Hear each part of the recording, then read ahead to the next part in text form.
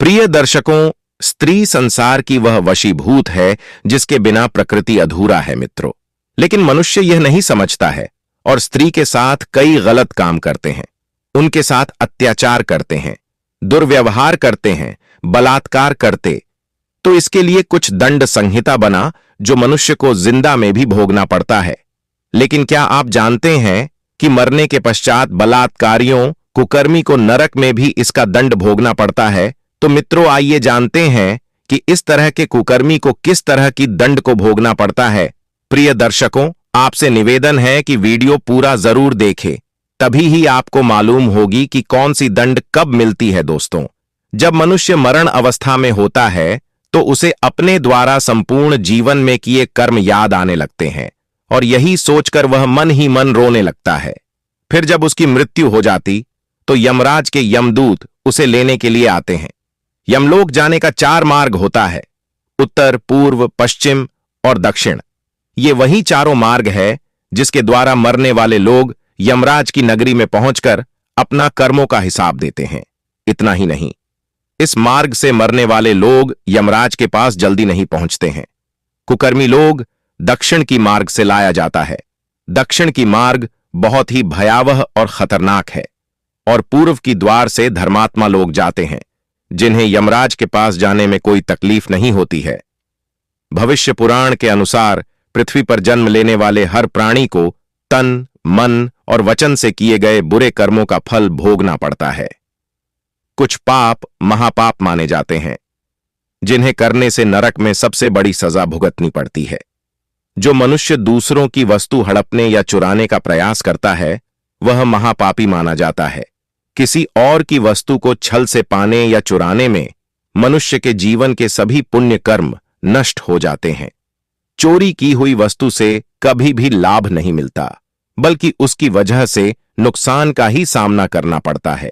दान न करने वाला भी महापापी होता है। गुरु मनुष्य को अच्छे बुरे का ज्ञान देता है। गुरु को पिता के समान और गुरुपत्नी को माता के समान मानना चाहिए। गुरुपत्नी के साथ संबंध रखने वाले या गुरुपत्नी को बुरी नजर से देखने वाले मनुष्य को ब्रह्म हत्या से भी बड़ा पाप लगता है। गुरुपत्नी के साथ समागम करने वाले मनुष्य के पापों का प्रायश्चित किसी भी तरह संभव नहीं होता है। ऐसे मनुष्य को जयंती नामक नरक में उनके पापों की सजा मिलती है। अगर कोई मनुष्य जानकर या भूल से किसी की हत्या कर देता है तो यह कर्म महापाप माना जाता है। ऐसा कर्म करने वाले मनुष्य को जीवन भर दुखों का सामना करना पड़ता है।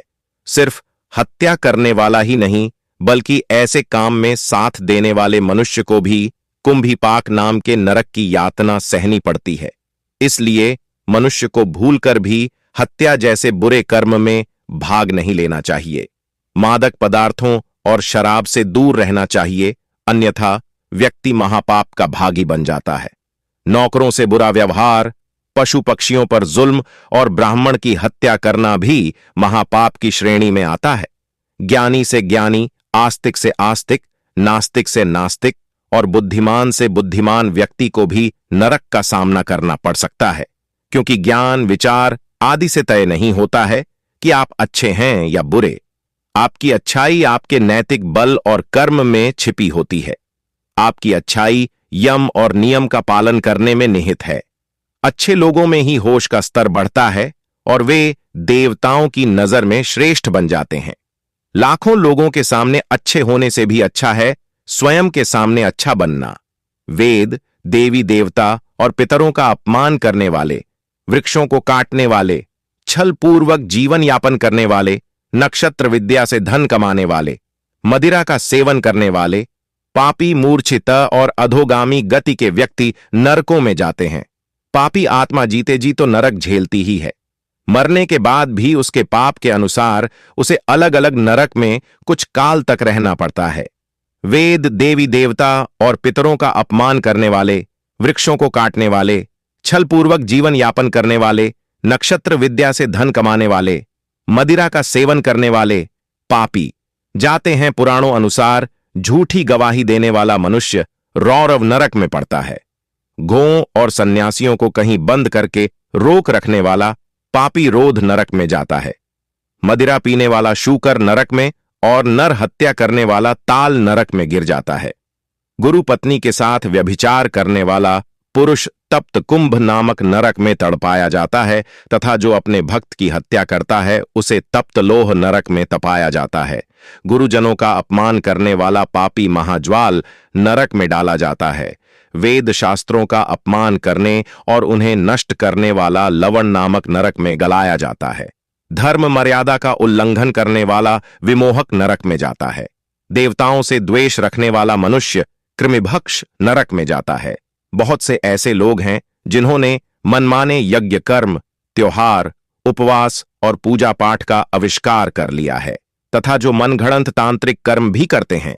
ऐसे दूषित भावना से तथा शास्त्र विध के विपरीत यज्ञ आदि कर्म करने वाले पुरुष कृमिश नरक में गिराए जाते हैं। इस प्रकार के शास्त्र निषिद्ध कर्मों के आचरण रूप पापों से पापी सहस्त्रों अत्यंत घोर नरकों में अवश्य गिरते हैं। बहुत से मनुष्य भोजन करते व्यक्त किसी का स्मरण नहीं करते और भोजन के नियमों को नहीं मानते, इसका उनके जीवन पर प्रभाव पड़ता है। पुराणों में कहा गया है कि जो देवताओं तथा पितरों का भाग उन्हें अर्पण किए बिना ही अथवा उन्हें अर्पण करने से पहले ही भोजन कर लेता है, वह लाल भक्ष नामक नरक में यमदूतों द्वारा गिराया जाता है। आजकल लोग ज्यादा छल्ली हो गए हैं। सब जीवों से व्यर्थ बैर रखने वाला तथा छल पूर्वक अस्त्र शस्त्र का निर्माण करने वाला विषण नरक में गिराया जाता है। असत प्रतिग्रह ग्रहण करने वाला अधोमुख नरक में और अकेले ही मिष्ठान्न ग्रहण करने वाला पूयवह नरक में पड़ता। बहुत से लोग जानवरों को पालकर उनके बल पर अपना जीवन यापन करते हैं। आजकल मुर्गों और कुत्तों को बेचने और पालने का व्यापार भी चल रहा है। बकरा, मुर्गा, कुत्ता, बिल्ली तथा पक्षियों को जीविका के लिए पालने वाला मनुष्य भी पूयवह नरक में पड़ता है। ज्योतिषी विद्या का आजकल ज्यादा प्रचलन है।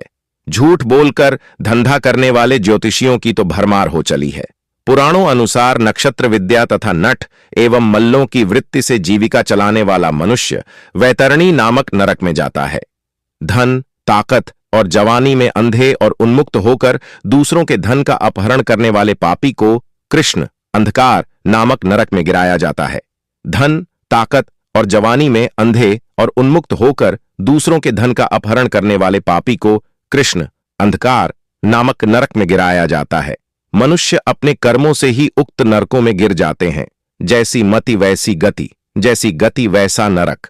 नरकों से छुटकारा पाने के लिए विद्वान लोग वेदों का पालन करने की सलाह देते हैं। वेद पठन, प्रार्थना और ध्यान से ही नरकों से बचा जा सकता है।